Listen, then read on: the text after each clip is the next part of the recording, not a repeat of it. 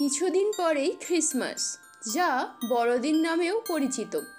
তাই বাইরের অ্যালকোহল ও ক্ষতিকারক প্রিজারভেটিভস মেশানো কেক বাড়িতে আনার থেকে বেশ হয় যদি বাড়িতেই একটা আস্ত tasty and healthy palm cake বানিয়ে নেওয়া যায়। ইতিহাসের থালা থেকে আপনাদের পাতে আমি পিউ নিয়ে হাজির হয়েছি আবারও একটা নতুন রান্নার রেসিপি ও তার ইতিহাস। ডিম ছাড়া পাম কেক বা ফ্রুট কেক বানানোর জন্য যে সমস্ত উপকরণগুলো দরকার তা হলো orange juice, tutti frutti, nuts and dry fruits, cherries, muskmelon seeds, এটা অপশনাল।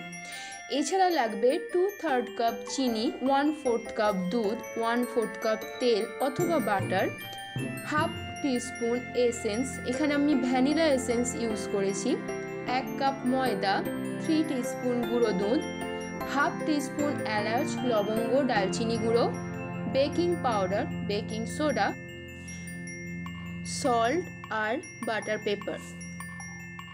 আমরা বাঙালি আর ভোজন রসিক বাঙালির চাই শুধু খাওয়ার একটা বাহানা, তাই সব ধর্মের সব অনুষ্ঠানই আমরা আপন করে নিয়েছি। যুগ যুগ ধরে সেই লিস্টে আছে দুর্গাপুজো, দীপাবলি, ছট পুজো, ঈদ, কোনো কিছুই বাদ যায় না এই লিস্ট থেকে।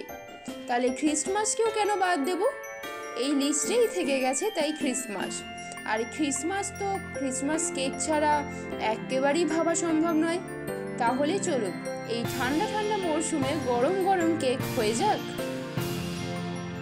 প্রথমে একটা পাত্রে ড্রাই ফ্রুটস ও চেরিগুলো কুচিয়ে নেব, তারপর তাতে টুটি ফুটিটাও নেব, তারপর অরেঞ্জ জুসটা দিয়ে দেব। এইভাবে মিশিয়ে 4-5 ঘন্টা ভিজিয়ে রাখবো।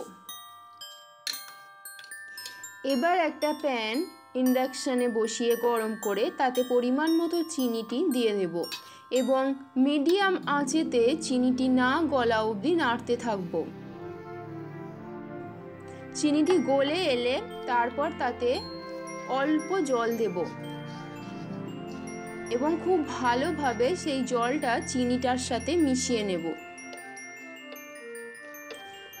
এবং এটা থেকে একটা পাতলা চিনির সিরাপ তৈরি করে নিতে হবে। এইভাবে ফুটে গেলে নামিয়ে রাখবো।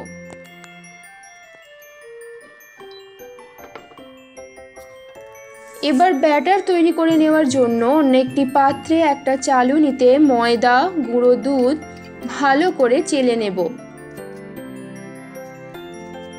যেন কোনো লাম্পস না থাকে। তারপর তাতে দিয়ে দেব পরিমাণ মতো সাদা তেল আর ভিজিয়ে রাখা ড্রাই ফ্রুটস। ভালোভাবে উইক্স করে নেব।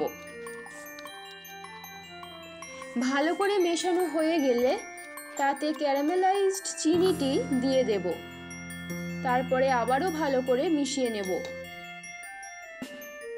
অল্প অল্প করে মেশাতে হবে, খেয়াল রাখতে হবে খুব পাতলা না হয়ে যায়।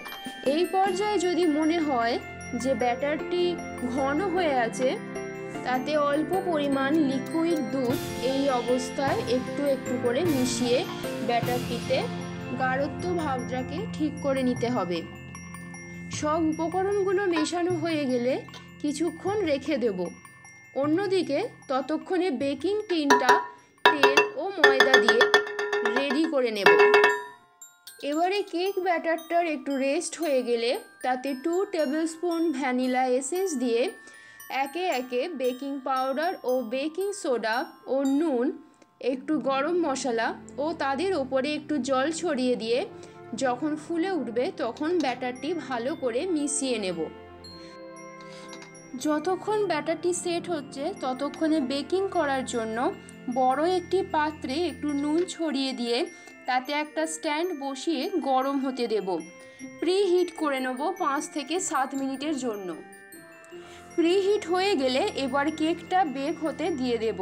টোটাল 60 মিনিট মতো বেক করতে হবে, তবে 30 মিনিট পর একবার চেক করে নেব, তারপরে আরও 30 মিনিট বেক করে নিতে হবে। এখন 30 মিনিট হয়ে গেছে।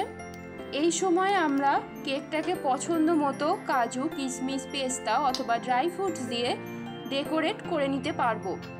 এর পূর্বে ডেকোরেশন করা হয়নি কারণ তখন যদি ডেকোরেশন করা হতো তাহলে এই সমস্ত উপাদানগুলো সব কেকের ভিতরে চলে যেত, ওপরে কিছুই থাকতো না।